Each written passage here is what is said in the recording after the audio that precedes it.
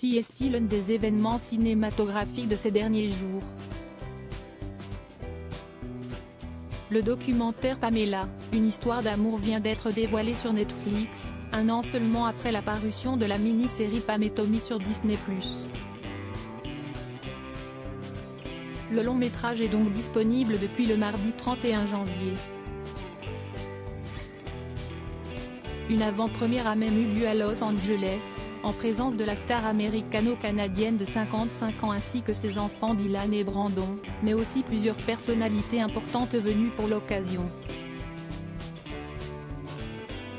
Il faut dire qu'il y a de la matière tant les relations sentimentales de Pamela Anderson ont été nombreuses et brèves, si ce n'est carrément expéditives. Au cours de sa vie, la Bimbo s'est ainsi mariée à 5 reprises. Le dernier divorce en date de celle qui est notamment l'ex-compagne du footballeur international français Adil Rami remonte à janvier 2022, après seulement 13 mois d'union. Mais si Pamela Anderson a un rapport si compliqué aux hommes et à l'amour en général, si est-il probablement parce qu'elle a été victime de nombreux et atroces traumatismes dans son enfance.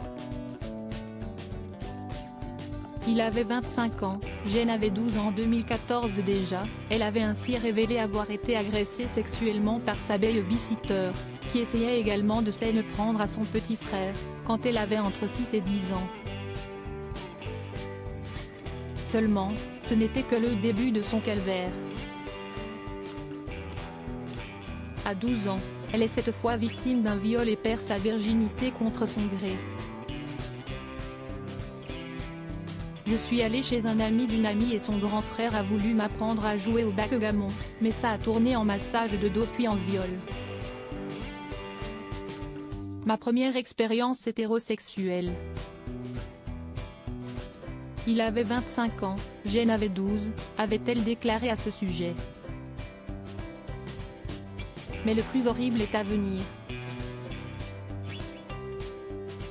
Quelques mois plus tard seulement, celle qui deviendra la star du show culte Baywatch, Alerte à Malibu en version française, va vivre un enfer avec son petit ami de l'époque.